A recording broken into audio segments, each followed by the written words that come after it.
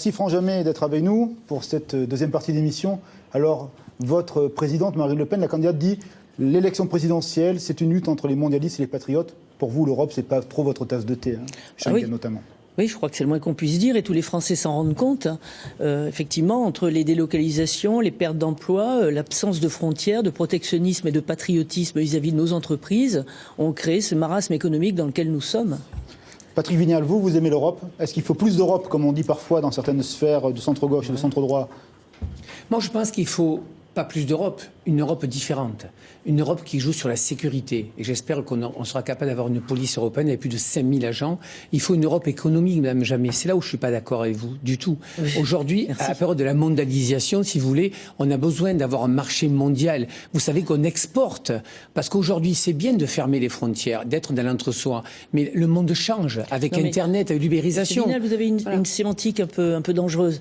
Pour revenir, ça ne veut pas dire que nous n'aimons pas l'Europe. Ça veut dire que nous n'aimons pas cette Europe-là, cette Europe d'austérité, cette Europe de Schengen, cette Europe qui prône plus d'immigration. Le repli sur soi, ça n'est pas, rétablir des frontières et surveiller qui rentre chez vous et qui en sort, ça n'est pas du repli sur soi, c'est le minimum. Mais sur ça, on est d'accord. C'est le minimum. Vous êtes d'accord avec tout le monde? Non, mais attendez, vous êtes sur un lit extraordinaire. Vous êtes sur la peur. Nous devions accueillir 30 000 migrants. Aujourd'hui, on est à 6 000. Monsieur Vignal, vous ne connaissez pas l'Europe, elle a projeté les terroristes. Vous mélangez tout et vous faites plaisir à donner des peurs aux gens. Il n'y a pas que vous. Monsieur Vignal, si vous n'avez pas peur, laissez-moi terminer et vous répondre au moins. Il ne s'agit pas, quand on parle d'immigration, de ces 30 000 migrants, quoique. Il s'agit de la politique européenne qui a prévu d'accueillir 40 millions d'immigrés en Europe. Ça, c'est une réalité que vous ne pouvez pas nier. Après les problèmes de sécurité, eh bien, c'est bien que vous vous rendiez compte aujourd'hui qu'il y a des problèmes de sécurité. Mais justement, les frontières pourraient nous permettre de gérer ce souci. La suppression de gendarmes et de policiers que vous n'avez pas restaurés pourrait aussi pallier un petit peu les carences devant lesquelles nous nous trouvons aujourd'hui.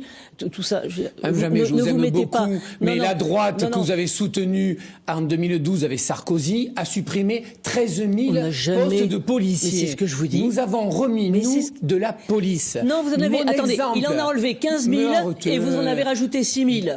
Et vous êtes le territoire de Lunel, on a mis une zone de sécurité prioritaire avec 180 gendarmes qui n'a jamais autant fonctionné. Mais sûr qu'on n'est pas les meilleurs. Non. La sécurité, c'est pas un problème de droite de gauche. La sécurité, c'est régalien. L'Europe aujourd'hui a peur. Voilà. On est d'accord sur ça? Alors pourquoi ne pas l'avoir fait depuis 20 ans que vous êtes au pouvoir? Mais d'abord, vous vous trompez. Je crois qu'il y a eu un gars qui s'appelait Nicolas Sarkozy, non? Oui, entre-temps, mais qui n'est pas non plus notre ami, vous le savez très bien. Celui qui est mis en examen, parce que du côté droit, ils sont toujours en examen. On en a quelques-uns à gauche, je vous rassure. Aujourd'hui, pour moi, l'Europe, c'est de la repenser, de la refonder. Parlons plutôt de budget. Est-ce qu'on doit continuer l'austérité? Et je pourrais vous rejoindre. Mais c'est de cela dont je parle. Ah ben voilà, pas que l'austérité. Mais ce qui me gêne avec souvent des gens du Front National, c'est que toujours on est en disant l'immigration, le terrorisme. L'Europe a peur, c'est vous qui la France a peur. Maintenant, avec des gens comme Trump, on ira dans le mur. Laissez parler, Madame Jammet. C'est vous qui installez maintenant ce sujet. La politique immigrationniste de l'Europe, c'est une chose, nous la condamnons et vous ne l'avez jamais condamnée jusqu'à maintenant. Et la problématique du djihadisme aujourd'hui, vous ne savez pas la gérer. Que ce soit la droite molle ou la gauche comment vous faites?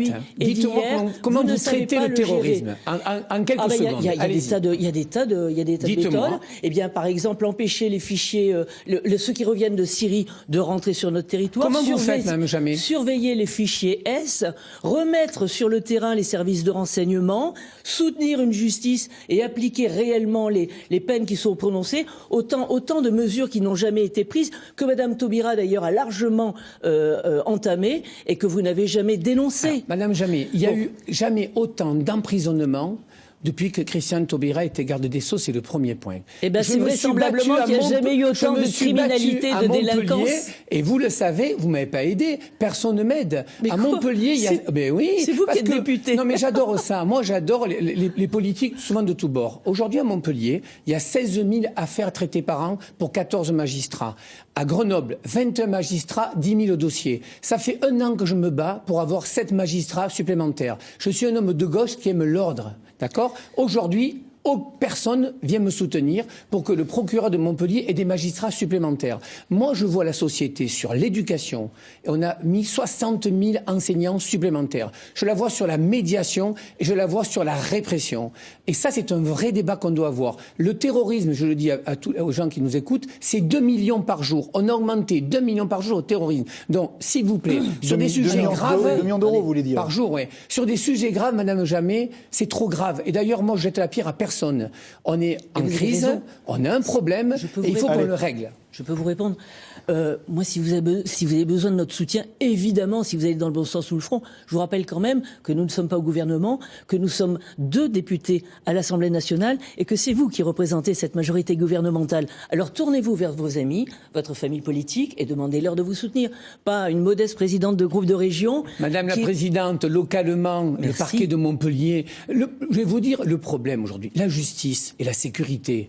C'est pas un problème de parti politique, il faut qu'on en arrête. C'est pour ça que les Français votent plus pour nous. J'ai pas terminé. On est d'accord ou pas? Donc, j'ai pas terminé.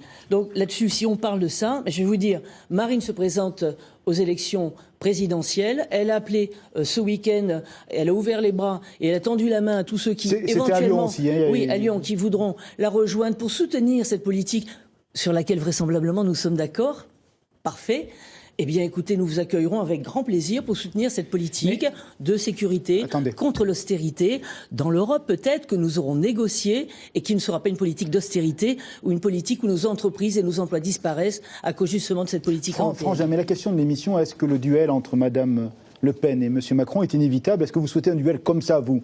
Est-ce que Marine Le Pen sera, à votre avis, au second tour? C'est ce que disent les sondages actuellement. C'est ce que disent les sondages actuellement, mais c'est toujours, on l'a toujours dit, c'est une photo d'un instant T. Il ne faut pas non plus s'abstenir de faire une campagne et de présenter des projets. Pour l'instant, je suis désolé, M. Macron n'a pas de programme. Il a un projet, être élu. Mais le programme, il n'en a pas. Nous avons tout loisir, et nous aurons, si vous voulez, tout loisir d'en discuter ensemble, et peut-être de nous rejoindre sur une plateforme. Mais effectivement, si Marine et M. Macron devaient se retrouver sur le 2e tour, je pense que nous avons toutes nos chances parce que nous avons une vision totalement différente. C'est celle que représente M. Macron, celle de l'immigrationnisme, celle de l'Union européenne et de l'austérité, celle de la finance. Et nous, c'est autre chose. Patrick Vidal, je vais vous demander d'être l'avocat de M. Macron, mais est-ce que ce duel-là, potentiellement réalisable, ça vous fait, vous savez, kiffer, comme disent les jeunes? Ce qui me gêne, moi, et je vais le dire, c'est que aujourd'hui, la seule certitude que l'on a, c'est que Marine Le Pen est entre 26 et 28. Elle a un socle dur de militants qui amèneront ce trajet-là. Après, qu'est-ce que l'on a? On a Benoît Hamon, qui a fait une primaire assez intéressante. On a Manuel Valls, qui, au lieu de parler à la cible des primaires, a parlé en premier tour des présidentielles. On a Emmanuel Macron, jeune, dynamique. Vous savez, quand il vient de ma circonscription, j'ai mon discours, je vous le donnerai. Je veux dire quand même tranquillement, Macron avait un métier. Il avait un métier. Oui, Marine aussi, là, je vous assure. Je n'ai pas dit le contraire, elle est avocat. Ils n'ont pas tous un métier. Et si Macron est là aujourd'hui, c'est qu'il a envie d'un engagement. Moi, j'attends. Emmanuel Macron, effectivement, aujourd'hui, parle pas de programme, parle de transformation. Mais je vais vous dire ce qui me gêne, quand même. Aujourd'hui, on dit, dans les politiques, le bilan, c'est 20% et le projet, c'est 80%. Les Français en ont marre qu'on rase gratuit.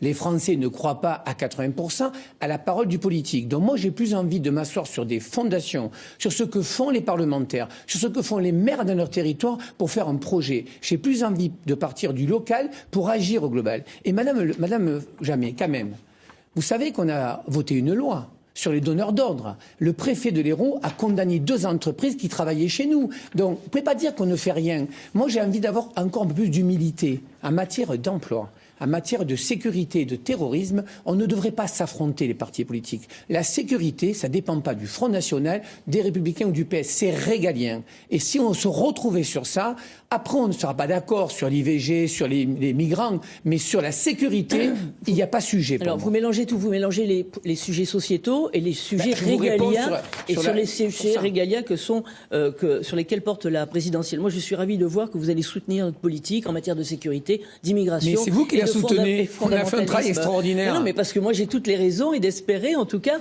qu'à la croisée des chemins, c'est Marine Le Pen qui gagnera ces présidentielles. Pour autant, je pense qu'il y a quand même une véritable difficulté, c'est que le candidat que vous soutenez est quand même le candidat du mondialisme, de la finance. De quel candidat vous parlez? Je ne sais pas, vous ne soutenez pas M. Macron? Je suis socialiste, Madame Jamet.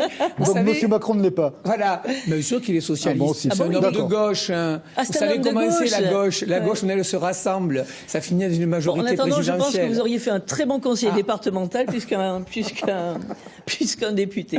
Mais en tout cas, je suis contente de savoir qu'on pourra compter sur votre soutien si vous étiez réélu. France jamais. On dit qu'il y a un volet très programme commun dans le Front National, le service public, etc. Vous avez piqué les idées de la gauche des années 70, et Patrick Vignal va sûrement intervenir. Non, on n'a pas piqué les idées de la gauche. La gauche a laissé tomber toutes ces grandes idées et ces grands principes. La disparition des services publics, ce sont les personnes qui vivent dans la ruralité, ce sont des personnes qui sont directement touchées, ce sont les oubliés. Nous ne sommes pas sur une récupération, on ne fait pas de la politique politicienne, on fait une politique pragmatique. Un peu de temps en temps. Aujourd'hui, non, je ne crois pas. Madame Jamais, franchement, vous avez adapté.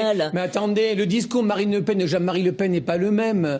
D'abord, Jean-Marie Le Pen ne voulait pas gouverner. Marine Le Pen aujourd'hui est en train. Vous me le concédez. On est d'accord ou pas ? On est d'accord, vous me le concédez.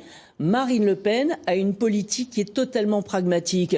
Nous sommes aujourd'hui beaucoup moins libéral que son père. Nous sommes obligés de tenir compte d'un bilan. Ce sont des déserts ruraux, ce sont des PME, des TPE, des entrepreneurs, des commerçants, des artisans qui n'en peuvent plus et qui sont ruinés. C'est une France qui est ruinée et nous ne l'avons pas oublié. Nous sommes obligés de tenir compte de votre bilan.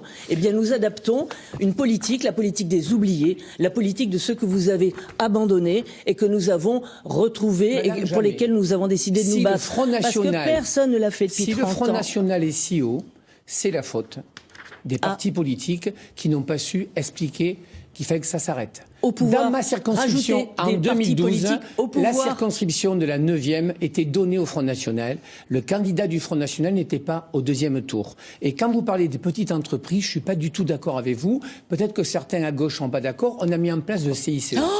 Attendez. Oui, je vais vous en parler. Attendez, parce que quand je suis aux affaires, vous me dites... On en a parlé il y a quelques années de ça. Madame Jamais, 6 914 entreprises dans ma circonscription, 1200 auditions. Mais vous me ressentez... Vous, la différence que vous avez, c'est que vous êtes toujours dans la peur. Nous, on pense que les petites PME et les TPE sont l'avenir des entreprises. Oui. Et on est en train aujourd'hui de le montrer, qu'aujourd'hui, il faut faire confiance aux entreprises, le Made in France, le marché local. Et je peux vous dire que l'économie redémarrera.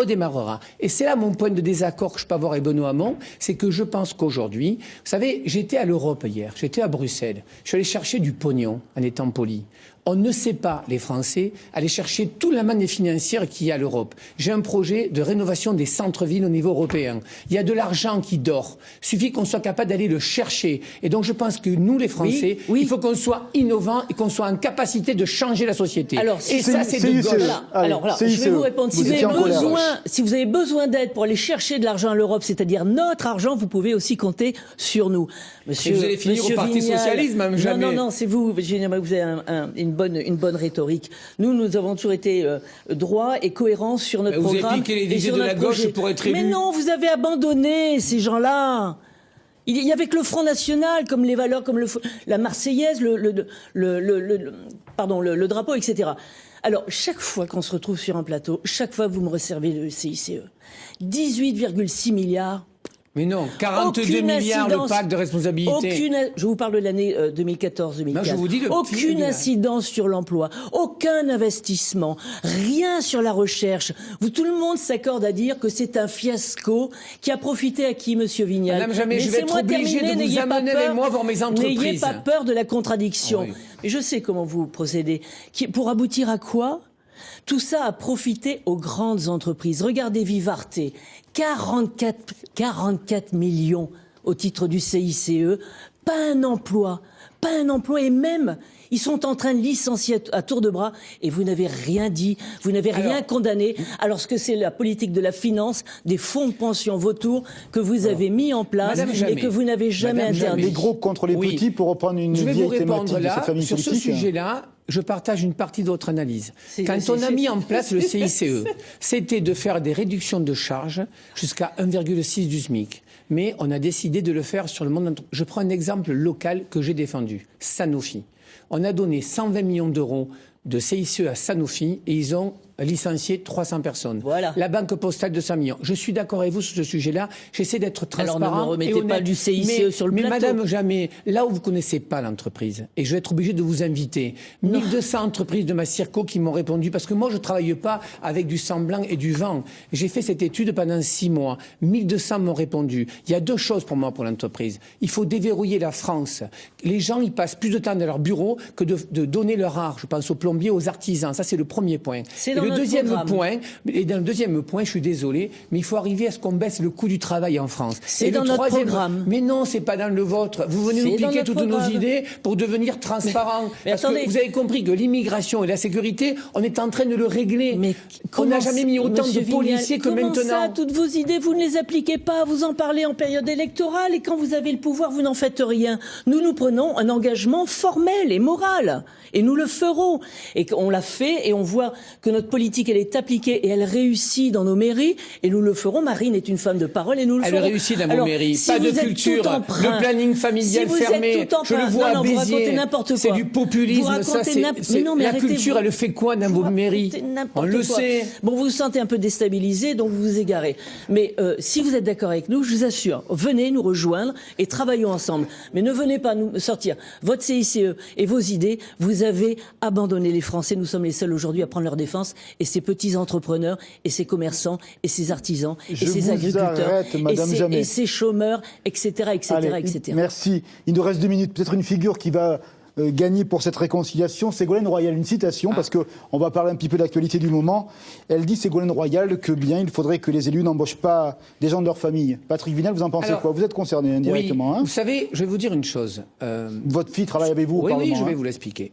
Sur Fillon, ce qu'il arrive, moi, ce qui me gêne, et je vais peser mes mots, c'est peut-être un emploi présumé fictif. Moi, mon assistante parlementaire, qui s'appelle Maril, elle a un diplôme Sorbonne Assemblée nationale, un diplôme de qualification Master 2 qui correspond aux travaux de l'Assemblée nationale. Elle fait 26 heures par semaine, elle a 2200 € par mois. Et je l'ai dit d'ailleurs, puisque le jour de c'est venu, j'invite tous les gens à venir visiter. Ce que je voudrais dire, qui m'intéresse, la réflexion, c'est savoir, est-ce qu'il faut empêcher que quelqu'un de la famille bosse avec vous dans les assistants parlementaires, dans les mairies.